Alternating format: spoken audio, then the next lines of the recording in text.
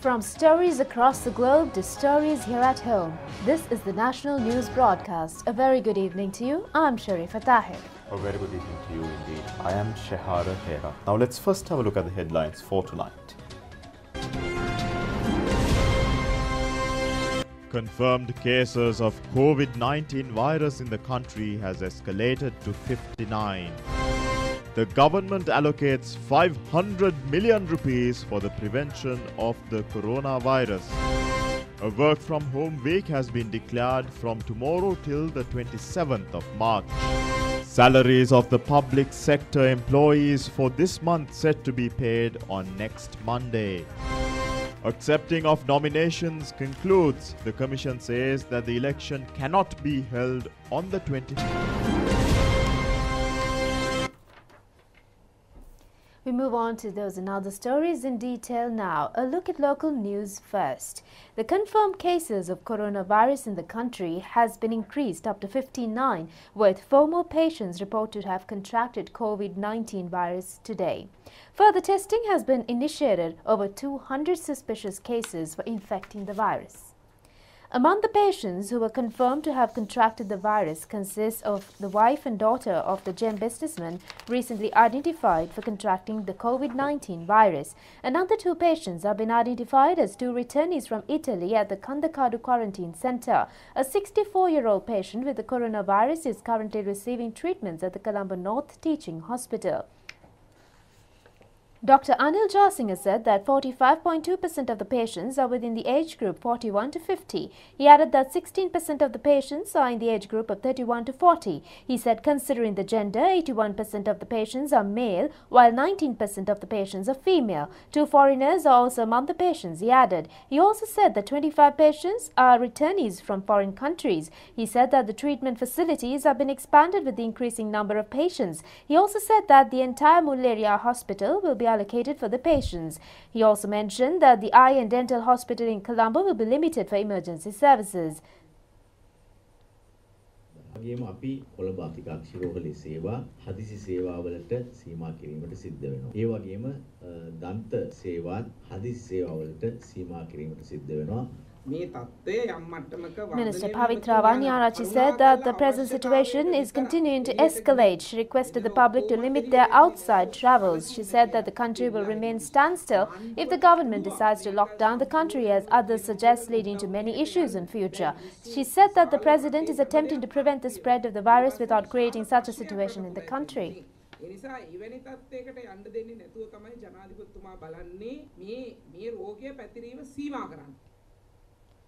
The police headquarters have informed that the police curfew has been reimposed in Puttalam, Chilla and Nigamba police divisions from 2 p.m. today until further notice. The police curfew, which was imposed yesterday, was temporarily lifted at 8 a.m. today. The police have informed the general public to remain in their residences during the curfew hours and to limit the travels during the curfew lifting period. Travelling via the curfew-imposed areas will be consented only for public transportation services and essential services. The air ticket can be used as a curfew pass for the passengers who are travelling to the Katunayaka International Airport. DIG Ajit Rohana said that the heads of the police stations in the curfew-imposed areas have informed that the public had refrained from stepping outside from their residences. However, he said that certain entities have carried out parties amid this situation. He said that the purpose of imposing curfew would be futile. The public continue to act in this manner.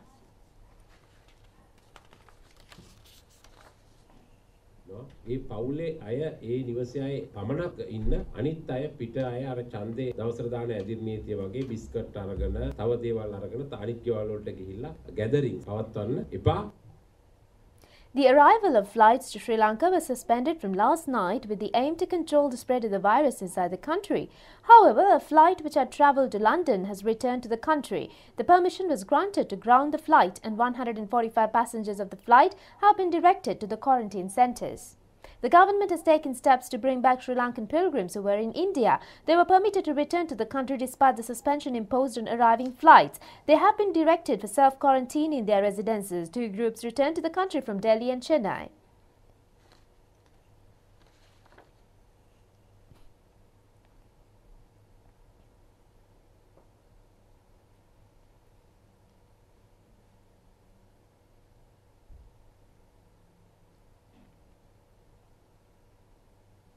Lieutenant General Shavendra Silva said that close to 1,500 people had arrived into the country from 16 flights yesterday. He said that their information had been obtained and accordingly he said that they have informed to self-quarantine in their respective residences. He said that the pilgrims returning from India will also be directed for quarantine. අපි ඊයේ පැහැදිලිව කිව්වේ ගුවන් යානයක් යවලා අපේ ශ්‍රී ලාංකිකයන් වන්දනාවේ ඉන්න අයවලුන් ගෙන්නා ගැනීමට කටයුතු කරනු ලබනවා කියලා. ඒ අයවලුන් ලංකාවට පැමිණියාම අනිවාර්යයෙන්ම නිරෝධයෙන් ලක් කරනවා කියලා. එසේ නොමැතිව නම් ඊයේ දවසේ එන කට්ටිය නිරෝධාන ලක් කිරීමක් නෙමෙයි අපි කතා කරේ විශේෂයෙන්ම 2,288 persons who had arrived from corona-affected countries have been directed to 18 quarantine centres. The persons who have contracted the virus at the quarantine centres have increased to 20. A female returnee from Italy completed her quarantine period yesterday in accordance to the process to quarantine in their respective residences.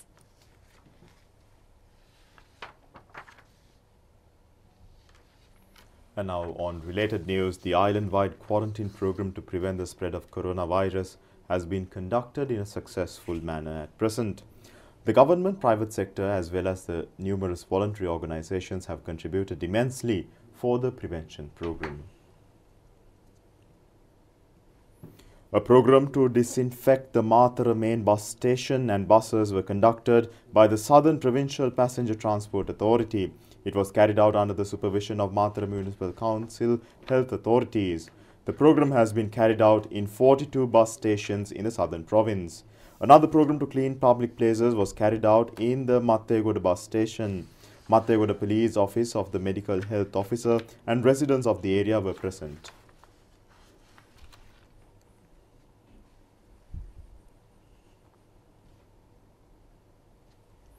Sri Lanka Navy assisted the disinfection process which took place at the election department premises today. The Sri Lanka Navy's Chemical, Biological, Radiological and Nuclear Emergency Response Unit extended their assistance. The program to chant the Ratana Sutra for a period of 7 days was commenced today at the historic Kalyani Raja Mahavihara premises. In the meantime, the government has declared a period of work from home commencing from March 20th to the 27th. The government has taken this prompt move in a bid to contain the spread of COVID-19. The government has taken steps to continue public services without any disruption. Accordingly, the government has declared a period of work from home for both public and private sectors this evening. This duration is not public holidays except March 21st and 22nd. The government has decided to declare a week of work from home as a measure to prevent congregation of people. The experience derived from this methodology will be used to implement a distant public service mechanism in the future.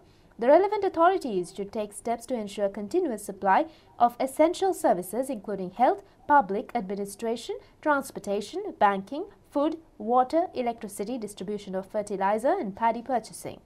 The activities of district secretaries and divisional secretaries should also be continued according to an communique issued by the President's Media Division. When implementing the remote working system, the relevant heads of departments should take steps to limit to the extent possible summoning their staff to the office. The institutions can use alternative approaches like technological means such as email, SMS and telephone as well to carry out the file work from home. Technological approach should be used to prevent the public from gathering at the offices and to maintain the delivery of public service properly while solving problems. If there is any additional cost involved in using personal telephones, the government will provide necessary reliefs in this regard. In a situation like this, the government expects all government officials to follow the proper strategy to maintain the delivery of public services. The main objective is to prevent the spread of coronavirus to the level of an epidemic. Therefore, it is the responsibility of the heads of institutions to apprise their employees regarding their strategies while implementing a proper system to limit their staff, as the services provided by various organizations are different. The private sector has also been advised through all chambers of commerce to do their business as per mentioned guidelines. Meanwhile, Prime Minister Mahinda Rajapaksa has instructed the Secretary to the Ministry of Finance, S.R. Artigala, to take necessary steps to pay the salaries relevant to this month to all public sector employees from next Monday. The Prime Minister has mentioned that this move has been made considering the commitment shown by the public sector employees at present. The Prime Minister has also extended his gratitude and appreciation for the health and relevant sectors for continuing to commit on behalf of the nation without concerning over their own health. Steps have been taken to limit banking activities from today onwards without inconveniencing the clients in accordance to a decision reached by the Ceylon Bank Employee Union. Sri Lanka Bankers Institute has also granted approval for this decision. According to Chief Secretary of the Association, Ranjan Senanayaka, accordingly, the branches of the banks will be remained open for a period of 4 hours on a daily basis. The weekend banking activities will be suspended temporarily considering the prevailing situation in the country. And now, Foreign Secretary Ravinath Ariyasinghe has requested foreign governments to facilitate the appropriate extension of visas for Sri Lankans currently visiting their countries. Sri Lankan travellers are facing a difficulty to return to Sri Lanka on account of the travel ban as part of the control measures on COVID-19. Foreign Secretary Ariyasinghe made these observations yesterday when he addressed a group of ambassadors from Western Hemisphere as part of the series of briefing sessions to keep the diplomatic community informed of the developments with regard to measures taken by Sri Lanka to control the spread of COVID-19. He noted that the government of Sri Lanka has announced a 1-month extension for all types of visas for those foreign nationals presently in the country from the date of expiry of their present visas. He stated that such reciprocal arrangements were a common practice and hoped that this should be facilitated for Sri Lankans to minimize the anxieties faced by those travelling in these exceptional times. Concerns of foreign missions in Colombo over their citizens, facilities at the quarantine centres and proper communication channels were effectively responded to by the local stakeholders at present. The meeting also reached consensus on the smooth departure of foreign nationals, notwithstanding the closure of the airports for those seeking to enter Sri Lanka. The envoys expressed appreciation for the efforts of the government in handling the situation, including extension of visas for their nationals, and assured that the request to reciprocate the same for the Sri Lankans travelling in their countries will be communicated in their respective governments. And now the Defence Secretary, retired Major General Kamal Gunaratne, has requested the general public to provide their assistance to the defence and health sectors to eradicate the corona epidemic, similar to the support given to end the war. Issuing a statement, the Defence Secretary made these remarks. The Defence Secretary, retired Major General Kamal Gunaratne, stated that they ended the 30-year war in a country and eradicated terrorism with the support of the entire nation. He stated that they have the ability to eradicate the coronavirus epidemic as well. He added that the spread of the virus can be stopped if the entire nation abides to the instructions given by the health authorities. He also requested the people not to discriminate any foreign traveller to the country due to the present situation. He stated that the intelligence agencies have been deployed to make findings over patients and their whereabouts and to analyse the available information. He stated that these measures have been taken to ensure the safety of the people in the country.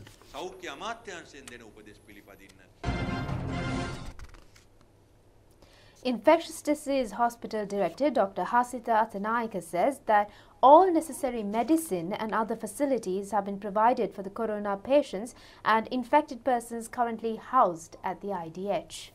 He made these remarks when Minister Pavitra Vaniarachi visited the hospital this evening. At present, 50 infected patients and 23 suspicious cases are receiving treatments at the hospital. The government has taken steps to construct a new ward in the hospital premises to house 20 patients for treatments. The minister appreciated the services rendered by the hospital staff.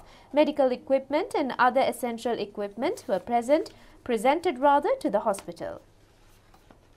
Minister Rupavahini said that 57 infected patients are currently undergoing treatments at the IDH hospital. She then expressed her gratitude and appreciation for the commitment and tiresome efforts taken by the medical and other relevant staff of the hospital for the well-being of the patients.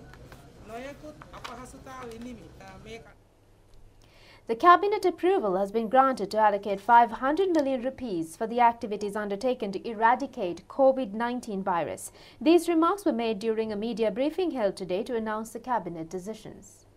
The government has taken steps to release 10 billion rupees for the payments of the due pharmaceutical bills. The government has also decided to provide a 6-month relief period to repay the loans acquired from banks and financial institutions in order to maintain the businesses in tourism, apparel and trade sectors in a sustainable manner.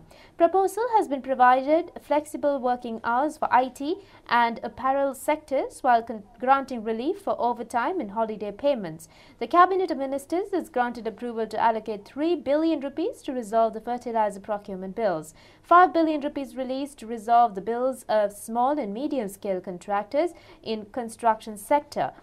The Cabinet of Ministers has also approved the proposal to allocate 46 billion rupees for the interest of the senior citizen deposits which have not been paid for the last 2 years.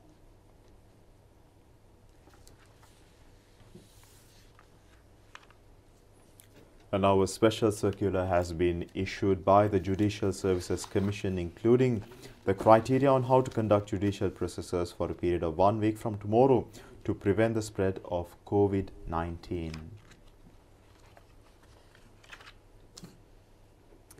The circular has been issued for the cases presently taken up for hearing with the Commercial High Court, the High Courts, the Civil Court of Appeal, the District Courts, the Magistrates Court and the Labour Tribunals.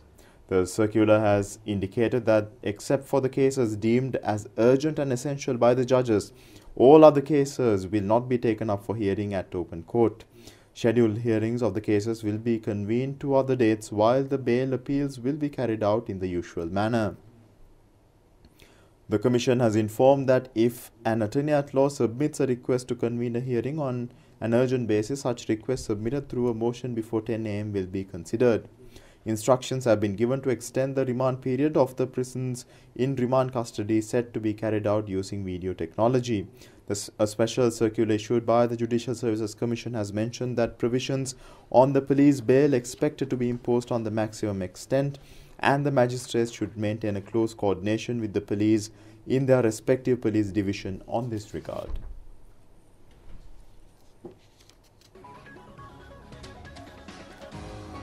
And now moving on to more local stories in detail. And now focusing on the general elections, the National Elections Commission Chairman Mahinda Deshapriya says that the parliamentary election scheduled for the 25th of April cannot be held owing to the prevailing situation in the country.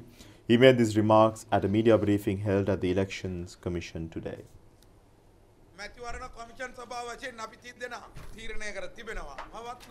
The Elections Commission Chairman Mahinda Deshapriya stated that the Commission has taken the decision considering the prevailing situation in the country due to the COVID-19 outbreak. He stated that the Election Commission will be authorized to postpone the general elections after the publication of the Gazette on the notice of the general election. He stated that the move will be carried out in accordance with the provisions of the Section 24(3) of the Elections Act, which stipulate that at the event of any emergency or unforeseen circumstance, the election cannot be taken on the day specified on the notice relating to the election. He also stated that the Elections Commission will reschedule the general elections accordingly. He also stated that the new date of the election will be scheduled after 14 days and beyond from the said date of the election. Accordingly, he stated that the Election Commission reached the decision to postpone the general elections due to the prevailing situation in the country. The chairman of the Elections Commission stated that the new date of the general election will be declared on the 26th of March. In the meantime, the Election Commission says acceptance of nominations for the general election concluded at 12 noon today. According to the correspondence, nominations of several registered political parties and independent groups have been rejected during the period allocated to raise objections.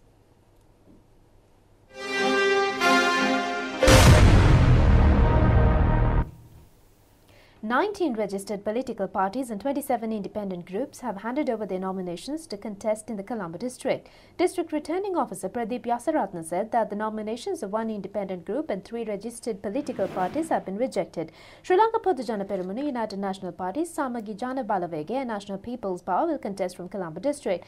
Gampaha District Returning Officer received nominations of 15 political parties and 18 independent groups for Gampaha district. Sri Lanka Podujana Peramuna, United National Party and Samagi Jana Balawege have handed over their nominations today. 32 registered political parties and independent groups are contesting for the Kaluthara district. All major political parties handed over their nominations for the Kaluthara district. Sri Lanka Podujana Peramuna, United National Party and Samagi Jana Balawege handed over their nominations to contest from the Anuradhapura district today. National People's Power handed over their nominations yesterday.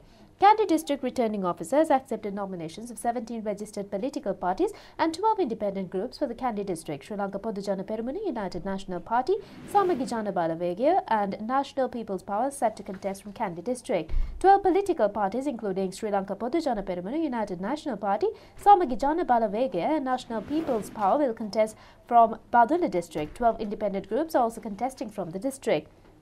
Munaragala District Returning Officer has received nominations of several registered political parties and independent groups for the Munaragala District. Galle District Returning Officer received nominations of 13 registered political parties including Sri Lanka Podujana Peramuna, United National Party, Samagi Jana Balawege and National People's Power and 13 independent groups for the Galle District. 16 registered political parties and 8 independent groups are contesting for the Mathura district. Sri Lanka Podujana Peramuna, United National Party, Samagi Jana Balawege and National People's Power are among the parties contesting from the district. 11 registered political parties and 8 independent groups have handed over their nominations for the Hambantota district. Leaders of the party groups attended the occasion to present objections. 12 registered political parties and 13 independent groups are contesting for the Nuwara district. Sri Lanka Podujana Peramuna, United National Party, Samagi Jana Balawege, Sri Lanka Freedom Party and National People's Power contesting from the district. Kurunegala District Returning Officer has received nominations of 11 registered political parties and 11 independent groups for the Kurunegala district. All major parties set to contest from Kurunegala district. 11 registered political parties and 8 independent groups are contesting from Polonnaruwa district. Major political parties handed over their nominations today. Any of the nominations of Ratnapura district has not been rejected. 16 registered political parties and 6 independent groups are contesting from the district. All major political parties set to contest from the district. All major political parties submitted nominations to contest from Ampara district. Sri Lanka Podujana Peramuna, United National Party, Samagi Jana Balawege set to contest from the Ampara district. And now with that we conclude tonight's news live on Channel 9. Do join us tomorrow at the very same time. Have a pleasant night and stay safe.